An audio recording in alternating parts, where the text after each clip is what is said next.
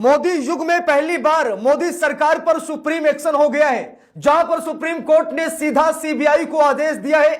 यानी कि मोदी की तर्कस की तीर का इस्तेमाल सुप्रीम कोर्ट ने किया है, जहां पर सुप्रीम कोर्ट ने मोदी सरकार के पीछे सीबीआई को लगा दिया है और सीबीआई ने 47 ठिकानों पर रेड मारी है और 22 पर एफआईआर दर्ज कर दी है। दोस्तों खबर बड़ी है, बड़ी ही दिलचस्प है।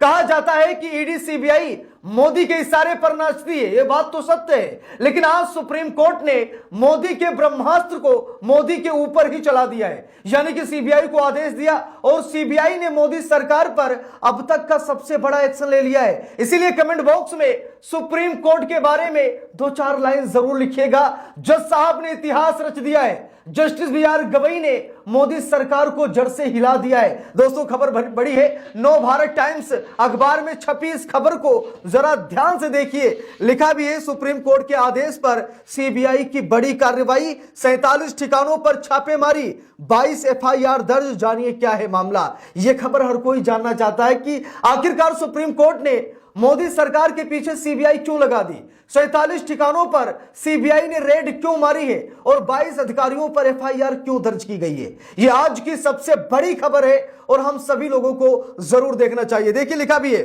सीबीआई ने दिल्ली एनसीआर में बिल्डरों और वित्तीय संस्थानों के खिलाफ बड़ी कार्रवाई की है, जिसमें हजारों होम बायर्स को ठगा गया था। सुप्रीम कोर्ट के आदेश पर 22 एफआईआर दर्ज कर 47 ठिकानों पर छापेमारी की गई। यह कार्रवाई सबवेंशन स्कीम घोटाले से जुड़ी हुई है। यानी कि मोदी सरकार की नाक के नीचे घोटाला हो रहा है। दिल्ली में भाजपा की सरकार है, उसके बावजूद मोदी सरकार की नाक के नीचे इतना बड़ा घोटाला हो रहा है। लाखों करोड़ का घोटाला पकड़ा गया है। इसलिए सुप्रीम कोर्ट ने सीधा सीबीआई को जांच का आदेश दिया है और सीबीआई ने 47 ठिकानों पर रेड मारी है, 22 अधिकारियों पर एफआईआर दर्ज कर दी गई है। दोस्तों पूरा मामला क्या है यहां पर देखिए, खबर में लिखा भी है, दिल्ली एनसीआर में बिल्डर्स और फाइनेंशियल संस्थानों पर सीबीआई ने बड़ा एक्शन लिया है। सीबीआई ने हजारों होम बायर्स को ठगने वाले बिल्डर्स के खिलाफ कार्रवाई की है। सुप्रीम कोर्ट के आदेश पर 22 एफआईआर दर्ज कर 47 ठिकानों पर छापेमारी की गई है। यह कार्रवाई सबवेंशन स्कीम घोटाले से जुड़ी हुई है। इसमें बिल्डर्स और वित्तीय संस्थानों ने मिलकर होम बायर्स के साथ धोखाधड़ी की है। सीबीआई ने बिल्डर फाइनेंस कंपनियों की साठगांठ को बेनकाब किया है। बिल्डर और फाइनेंशियल संस्थानों के बीच मिली भगत के मामले में कुल 22 केस दर्ज किए गए। हम सभी लोगों को मालूम है कि प्रदेश में जो कुछ भी घोटाला भ्रष्टाचार होता है, उसमें जो रकम कमाई जाती है वो सरकार को चढ़ाई जाती है। हम सभी लोगों को मालूम है। बिल्डर्स सरकार के इशारे पर काम करते हैं, जो भी वित्तीय संस्थान हैं सब सरकार के आदेश पर काम करते हैं। फाइनेंशियल कंपनियां सरकार के इशारे पर नाचती हैं और इन्हीं फाइनेंशियल कंपनियों और बिल्डरों ने मिलकर होम बायर्स को ठगा, लाखों करोड़ों का चूना लगा दिया, जिसके बाद बायर्स कहां सीधा सुप्रीम कोर्ट चले गए और सुप्रीम कोर्ट ने सीबीआई के जांच के आदेश दे दिए। 47 ठिकानों पर रेड मारी गई, 22 लोगों पर एफआईआर दर्ज की गई। यानी कि मोदी सरकार का सबवेंशन स्कीम का यह सबसे बड़ा घोटाला है दोस्तों, जिस घोटाले पर सुप्रीम एक्शन हुआ है। इसीलिए जस्टिस बी.आर. गवई को लाखों सलाम। अगर वो सीबीआई को ना लगाते तो आज ये सच्चाई बाहर निकलकर नहीं आती। देखिए खबर में लिखा भी है, जानकारी के मुताबिक इस संबंध में दिल्ली, नोएडा, ग्रेटर नोएडा, गुरुग्राम और गाजियाबाद के ठिकानों पर सीबीआई ने रेड कंडक्ट की है। सुप्रीम कोर्ट के निर्देश पर सीबीआई ने यह कदम उठाया है। अधिकारियों ने कार्रवाई के दौरान विभिन्न आपत्तिजनक दस्तावेज समेत कुछ डिजिटल इलेक्ट्रॉनिक साक्ष्य जब्त किए हैं। सुप्रीम कोर्ट ने अपने आदेश में कहा था कि बिल्डरों और कुछ फाइनेंशियल संस्थानों के अधिकारियों के बीच साठगांठ है, जिस कारण होम बायर्स को जानबूझकर एक फर्जी और जालसाजी वाली सबवेंशन स्कीम के माध्यम से फंसाया गया। यानी कि सब कुछ सरकार की नजर में हो रहा था, सरकार सब कुछ जान रही थी और कई बार थाने में शिकायत भी होम बायर्स ने की। लेकिन जब सरकार इस घोटाले में शामिल है तो पुलिस थाना क्या ही कर लेगा।